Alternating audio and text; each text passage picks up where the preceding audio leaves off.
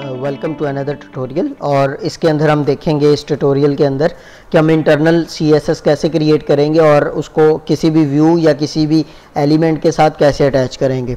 तो let's suppose ये हमारे पास सिंपल एक फ़ाइल है जिसके अंदर हम CSS बनाना चाह रहे हैं, और लास्ट वीडियो में आपने देखा होगा कि हमने ये डिफरेंट स्टाइल्स अप्लाई किए थे।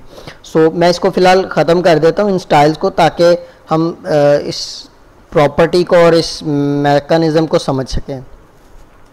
तो ये हमारे पास सिंपल कोड था जो हमने फर्स्ट टाइम देखा। अब हम एक CSS क्रिएट करते हैं। तो CSS क्रिएट करने के लिए मुझे एक स्टाइल शीट चाहिए जो कि रिएक्ट नेटिव की एक प्रॉपर्टी है। तो सबसे पहले मैं यहाँ पे स्टाइल शीट को इंपोर्ट कर लूँगा।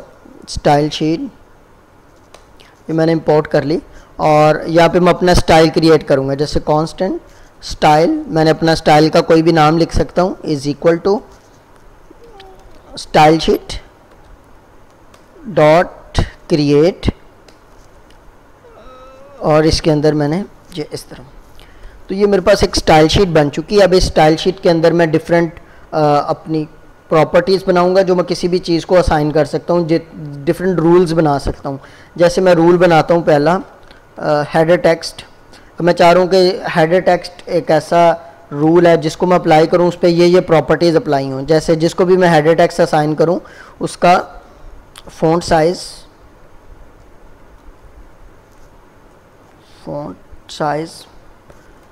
20 हो जाए, और इसके साथ हम इसको प्रॉपर्टी असाइन करते हैं। जैसे उसका टेक्स्ट का कलर क्या हो जाए, वाइट, या फिर हम रैंडम देने के लिए इसको कोई हमने कलर कोड असाइन कर लिया, या आप सिंपल ब्लैक रेड जो कॉमन कलर्स हैं उनका नाम भी लिख सकते हैं यहाँ पे। और इसको हम चाह रहे हैं कि इसको हर तरफ से मार्जिन मिल जाए, कितना, लेट्स सपोज 10 पिक्सल का मार्जिन आ जाए, और इसकी हर तरफ से पैडिंग आ जाए, वो भी 10 की पैडिंग आ जाए। लेटर ऑन हम डिस्कस कर लेंगे। वैसे आपको आइडिया होगा कि मार्जिन जो होता है वो किसी भी बाउंड्री के आउटसाइडर डिस्टेंस होता है किसी भी दूसरी एलिमेंट से, और पैडिंग जो है वो किसी भी बाउंड्री से इनर साइड पे कितना डिस्टेंस है, इमेजिनरी बाउंड्री से आपका कंटेंट कितनी दूर डिस्प्ले होगा। तो ये हमारे पास पैडिंग है, मार्जिन जो आउटर साइड पे कितना डिस्टेंस होगा।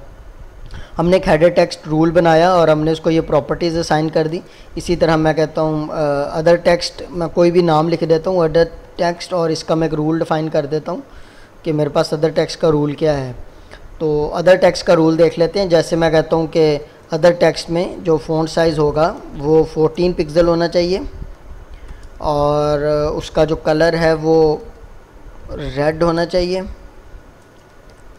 और उसका जो बैकग्राउंड कलर है वो बैकग्राउंड कलर उसका ब्लैक होना चाहिए, और उसको पैडिंग होनी चाहिए 20 पिक्सल की। चलें, ये हम प्रॉपर्टीज़ हमने बना ली। और लेट्स सपोज मैं चाह रहा हूँ डेट ऑफ माई टाइटल को हेडर टेक्स्ट असाइन हो और बाकी सबको अदर टेक्स्ट असाइन हो, और एक हम मेन व्यू का बना लेते हैं ताकि वो सबको अप्लाई हो जाए।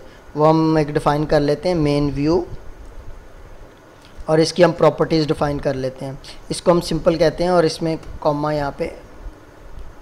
तो यहाँ पे मैं प्रॉपर्टीज़ असाइन करता हूँ, जैसे कि प्रॉपर्टी हमारे पास है पैडिंग की, ताकि हमारे पास बटन भी इसमें कवर अप हो जाए हमारे पास। तो हमने इस पर पैडिंग लिख दी, और इसका हम लिख देंगे लेट्स सपोज बॉर्डर रेडियस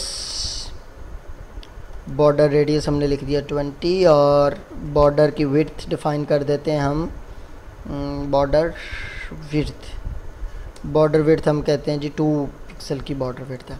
ये कुछ हमने प्रॉपर्टीज़ असाइन कर दी। एक constant style is equal to style sheet dot create, ये उसने स्टाइल शीट बना दी जिसका नाम क्या है स्टाइल, और इसके अंदर डिफरेंट रूल्स हैं। अब लेट्स सपोज मैं रूल्स असाइन करता हूँ। जैसे मैंने इसको रूल असाइन करना है मेन व्यू, तो मैं लिखूँगा style is equal two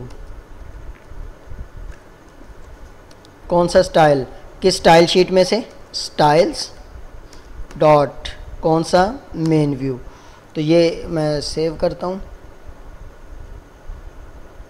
application crash, इसको हम देख लेते हैं ये क्यों क्रैश हुई है। चलें, आप भी इसको साथ में समझ लीजिएगा कि क्यों क्रैश हुई है। कैसे हम चेक करेंगे ये भी हम इसमें क्लियर अप कर लेते हैं। तो ये हमारे पास एप्लीकेशन इस पर रन हो रही थी, तो मैं इस पर लिखूँगा ADB लॉग कैट, ताकि मुझे इसका लॉग आ जाए मेरे पास। जो एप्लीकेशन चल रही थी इसका बैकएंड पे लॉग क्रिएट हो रहा होता है, तो मुझे लॉग से आइडिया हो जाएगा कि ये क्यों क्रैश हुई है मेरी एप्लीकेशन। तो ऑब्वियसली किसी प्रॉपर्टी का होगा। यहाँ पे भी हमारे पास यहाँ पे कोई नहीं आया, तो हम इसको अभी देख लेते हैं कि क्यों क्रैश हुई। अभी लॉग लास्ट पे हमारे पास जब एप्लीकेशन फोर्सफुली उसने एक एक्टिविटी क्रिएट की थी, तो ऑब्वियसली उसका मेरे पास यहाँ पे आ रहा होगा कि क्यों क्रैश हुई है। तो अभी हम इसको ऑब्ज़र्व कर रहे हैं ताकि आपको भी इसकी डिबगिंग का आइडिया हो जाए कि ये कुछ स्टाइल शीट आए, यहाँ पे एरर आया है। ये हमारे पास इस एप्लीकेशन है वाइट कॉम फेसबुक रिएक्ट। ये हमारे पास red box dialog reset reporting, यहाँ पे हम इसको देख लेते हैं। Padding is not a valid style property, हमने इसका डी गलत लिख दिया था। अगर आप देखें यहाँ पे ये इसकी वायलेशन हुई है, तो ये हमारे पास लॉग कैट में हमने ऑब्ज़र्व कर लिया। तो इसकी कमांड क्या थी उसको दोबारा देख लें, हमने Ctrl+C किया, इसको बंद करते हैं। तो इसकी कमांड देख लें ताकि आपको log ADB space logcat, ठीक है। तो अभी हम देख लेते हैं कि हमने पैडिंग कहाँ पे गलत की थी। ये हमने DDD असाइन कर दिया था। तो अभी हम इसको यहाँ से दोबारा एग्जीक्यूट कर लेते हैं एप्लीकेशन को। बंडल चल रहा है हमारे पास, और colour supply to other text red colour formats.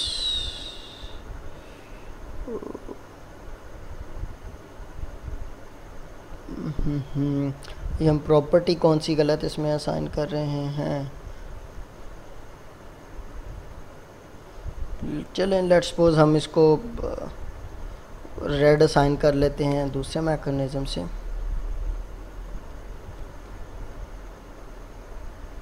हमने इसको रेड असाइन कर लिया है और एक ज़ीरो एक्स्ट्रा आ गया है। अब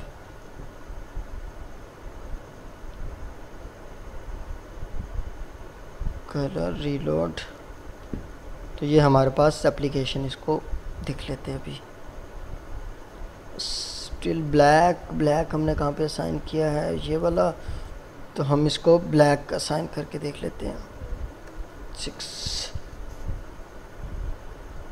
ये कलर्स भी चलेंगे हमारे पास। एक प्रॉपर्टी हम उसकी इंपोर्ट करेंगे, जिसके बाद ये हमारे पास, ये आपने देखा होगा हमने बॉर्डर असाइन किया था मेन व्यू को, तो सारे एलिमेंट्स में ये इसका रेडियस हमने दिया था, तो रेडियस आ गया। बॉर्डर विड्थ असाइन की थी।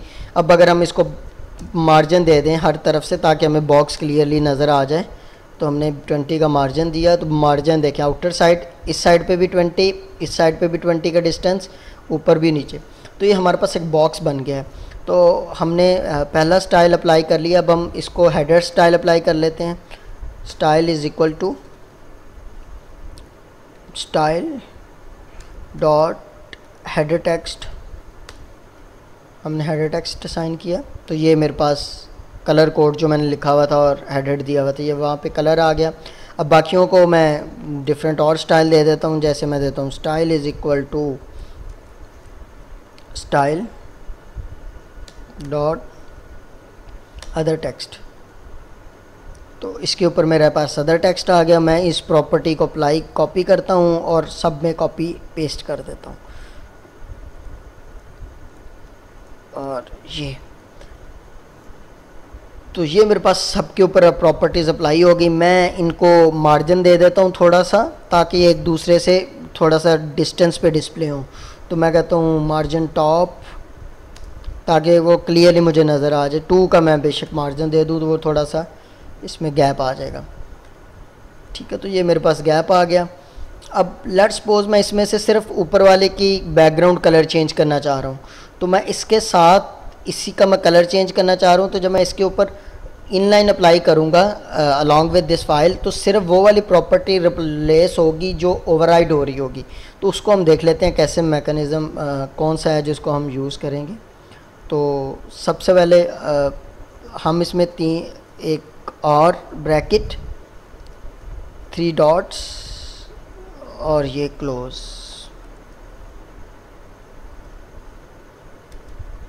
और इवन 3 डॉट्स। अब इसका मतलब है कि ये फ़ाइल मेरे पास कंपाइल होगी और कुछ प्रॉपर्टी, जैसे मैं इसका बैकग्राउंड कलर चेंज कर देता हूँ और मैं बैकग्राउंड चले कलर कर लेता हूँ ग्रीन। देखिए सिर्फ वो वाली प्रॉपर्टी चेंज हुई है जो प्रॉपर्टी मैंने ओवरराइट की है। तो इसका मतलब है कि इन लाइन के अंदर हमारे पास प्रायोरिटी ज़्यादा है और जिस फाइल के ऊपर हम इन लाइन अप्लाई कर देंगे, जो टैग्स चेंज हुए होंगे वो टैग्स हमारे पास रिप्लेस हो जाएंगे। तो ये बेसिकली कॉन्सेप्ट है हमारे पास इन लाइन और इंटरनल CSS का। तो इंटरनल के ऊपर अप्लाई होगी आपकी इन लाइन CSS।